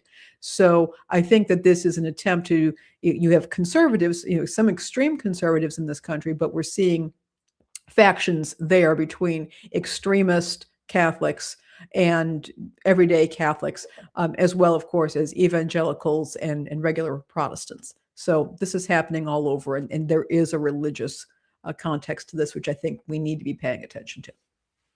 And as always, it's easier to control people when you divide them, right? And this just is another example of that. It's very clownfish. We're running a little bit low on time, so we're going to get to the clownfish school here. And speaking of Trumpy, had the DoorDash grandma. Remember her? Yeah. So DoorDash grandma reveals tragic reasons she's forced to deliver food during golden years. That was one of the things he was talking about, the no tax on tips things, but he really didn't understand that having an older person doing DoorDash on display there, it was just basically saying, yeah, our economy sucks. You're going to be working till you're dead, folks. A grandmother who participated in a staged DoorDash delivery of McDonald's food to President Trump at the Oval Office on Monday said she is forced to work as a delivery driver in her advanced age to help pay for her husband's cancer treatment. In the richest country that's ever existed, she's got to do DoorDash to help her husband's pay for her cancer treatment, his cancer treatment. Sharon Simmons' appearance at the White House came as an attempt to highlight a part of the Trump-supported spending package last summer that allows Americans to temporarily deduct some federal taxes from income earned on tips. See, that's not even crumbs. That's like dust. The Arkansas grandmother said the change meant she received $11,000 that she otherwise would not have gotten. But some social media users were quick to criticize the interaction as a blunder by the Trump administration, one of many, exposing the severity of medical costs and its impacting on people like Simmons, who they said should be spending time at home with her husband and grandchildren instead of delivering food. Who thought it would be a good visual to show a literal grandmother who still has to do gig labor to pay for her husband's cancer treatment? One user on the tweeters wrote in response to a photograph of Simmons handing 2 bags of McDonald's to Trump. I'd like to live in a country where a grandma doesn't have to work as a DoorDash driver to pay for her husband's cancer treatment, another said. And there's the photo op right there. Low-income households that earn below specific thresholds are not required to pay federal taxes. The no tax on tips provision in Republicans' massive tax and spending law signed by Trump last July eliminates federal income taxes on tips for people working in jobs that have traditionally received them and allows certain workers to deduct up to $25,000 in qualified tips per year from 2025 through 2028. The deduction phases out for taxpayers with a modified adjusted gross income over $150,000, according to the AP. To qualify as a tip, the tips must be earned in an occupation on the Treasury's list of qualified occupations. Among the jobs exempted from tax on tips are sommeliers. Ooh, Wine stewards. They pair your wines with your food. We need fancy music for this show. Cocktail waiters, pastry chefs, I almost said pant chefs, cake bakers, bingo workers, club dancers, DJs, clowns. So that must mean Congress doesn't pay any taxes.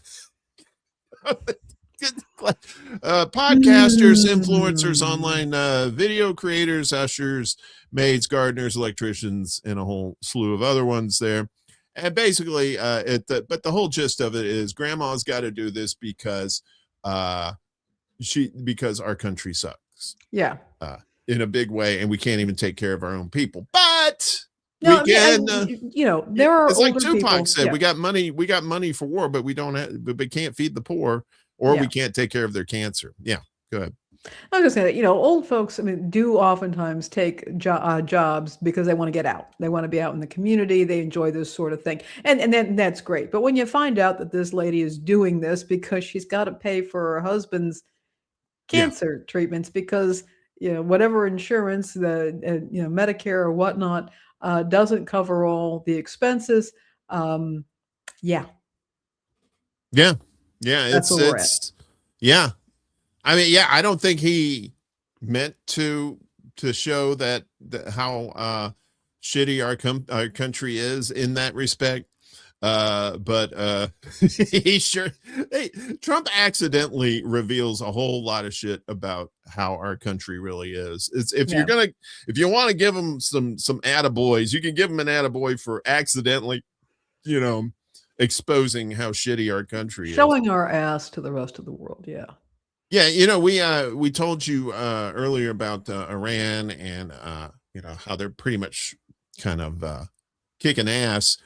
They've been putting out some hella good like Lego style AI videos, basically just making fun they're of awesome.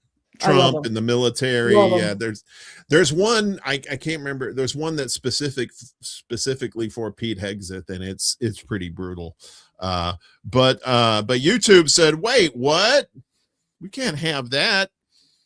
Iran slams YouTube ban on pro-Iranian groups' Lego-style AI videos. So Iran has condemned a ban imposed by YouTube on a pro-Iranian group that releases Lego-style artificial intelligence videos after posting one lampooning Trump and declaring Iran won last week. Explosive Media said on Twitter last week that YouTube suspended its account for, quote, violent content, quote, while the group's other online accounts appeared unaffected. Seriously, are our Lego style animations actually violent? Explosive Media asked in its post on Friday. Ministry of Foreign Affairs spokesman Ismail Bagai said the ban was a move to suppress the truth about the U.S.'s war on Iran. In a land that proudly hosts Pixar, DreamWorks Animation, and the Walt Disney Company, an independent animated YouTube channel which had organically grown by depicting U.S. aggression and warmongering and garnered millions of views, was abruptly shut down. Why? He posted on Twitter. The guy added, simply to suppress the truth about their illegal war on Iran and shield the American administration's false narrative from any competing voice. So if you haven't seen these, there's Explosive Media, a group of pro-Iran creators, describes itself as independent, but is widely suspected of having ties to the Iranian government, has produced a series of such videos that have racked up millions of views during the conflict. The way to crush imperialism has been shown to the world. Trump surrendered. Iran won. Read the caption of its video on Twitter after the 2-week ceasefire agreement was announced on April 7th. Taco will always remain taco, it added, referring to the acronym Trump always chickens out. Another clip depicted Trump caricatured with an oversized yellow head and a flaming backside holding a sign that read, "Victory, I am a loser." Explosive Media, whose videos often tap into U.S. pop culture, seems to be portraying Trump as old, isolated, and prone to childish tantrums, seemingly disconnected from reality. And that sounds about right. I mean, it seems like they're pretty spot on about that. The good news is about this is that while that particular channel has gone down, the genie's out of the bottle. Yeah. It's already too late. And all you have to do is go on YouTube and search Lego Iran, and you're gonna get a ton of videos, all from a whole bunch of different channels, right? And like they said, that maybe Explosive Media is not directly related to the Iranian government, but it could be very sympathetic to it. And with actions that have been going on since at least, well, probably since October 2023, there's been a lot more sympathy for people in Gaza, people in the West Bank, and now people in Iran who, like we said, they didn't attack us. There was nothing like that. We attacked them. And you get what you get is basically, you serve it up, it's going to get knocked down. And, I would, point out that Trump at one point had shared a video of him dumping fecal matter on protesters. Talk about, contaminating the groundwater. And apparently Right. that is not violent enough. So here we are. I think Iran's doing some fun stuff. And, I will say one thing. They keep on talking about, the Pope. Oh, he's saying the Pope is comfortable with Iran having nuclear weapons, that, we have to keep them from getting nuclear weapons. I would remind everybody that only one country has ever attacked another country with nuclear weapons. Do you know what country that was? I'm going to go with Guam. No, it wasn't Guam. Antarctica? Oh, you mean the United States? Yeah. Projection, thou art a jewel. If you listen to some people, though, that they want to repeat history. That Mark Levin guy, he's talking about like, well, if they don't surrender, we should nuke them. I'm like, all right, let's nuke you first and see how you like it. But, we always thought, well, okay, I don't think we're going to go to a nuclear war. It's possible, but it doesn't seem probable. Now the shit seems probable with psychopaths like this in our government. So we're going to talk about that. Maybe next week we'll talk about that. Oh, yeah. The psychopaths in our government. Yeah. Yes. We should have a whole show about that. Finally, or finally, depending on your pronunciation. I like world records, and I like stupid world records a lot.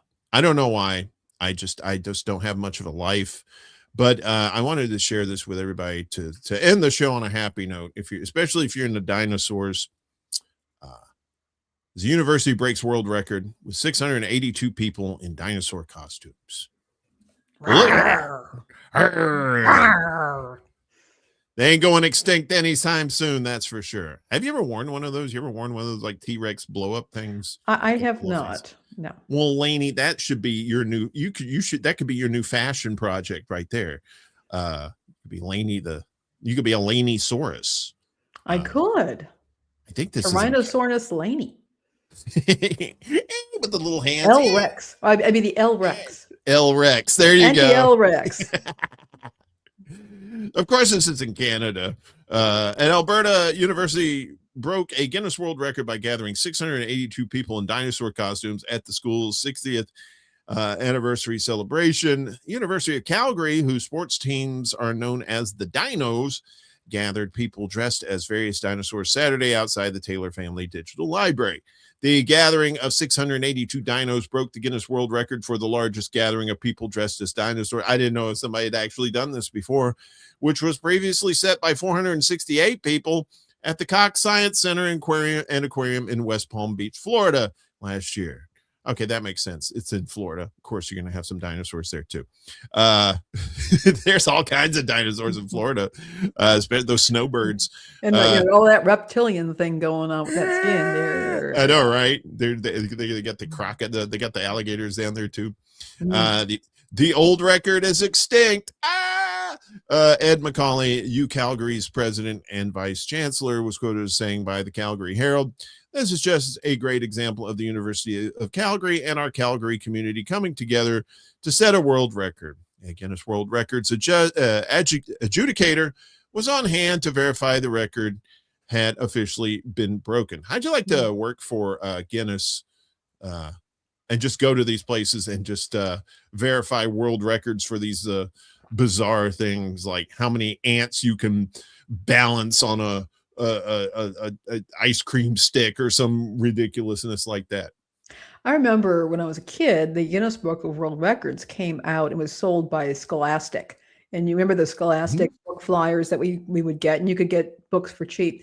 But it was more expensive. It was something like $2 or $2.50 or something like that.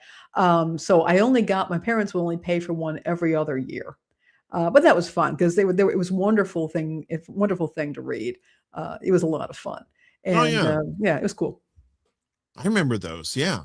You'd get stuff during the summertime, right? With all these fun little activities and stuff in there too. Yeah, they had a little newsletter. They eventually had their own magazines. They still have them. I mean, they still have the books on. I think it's a great idea. You make cheaper copies so that kids can have books at home and make them affordable. Pretty awesome to me. But not in America. What's wrong with you? We can't have affordable things here unless it's we're paying for the military, something like that. Wait, I said that out loud? I didn't mean to. Lainey, we got to get out of here, but before we do, let's remind people that we'll be back next week, same bat time, same bat channel, and tentatively, I always say tentatively because I don't trust people at all, maybe a little bit. Our buddy Willie Bragg is going to be joining us. That'd be awesome. Looking forward to that. Looking forward to having Willie on the show. That's right. He's going to be broadcasting live from Pilot Mountain, aka Titty Mountain. No, I'm kidding. He's not going to be from there. But that's around his neck of the woods, though. There in North. He's near. He's kind of near Andy Griffith territory in North Carolina, where he's at. So Mayberry. Oh, right. Yeah, he said there's a whole town there that does the whole Mayberry thing and everything. So it's a pretty cool thing. But yeah, we'll have him next week. Of course, the show's at noon Eastern, 9 a.m. Pacific time on YouTube and Rumble and Facebook. And we'll have Substack too, with the Substack show notes in there as well. I'll be back solo on Friday morning at 11 a.m. Eastern, 8 a.m.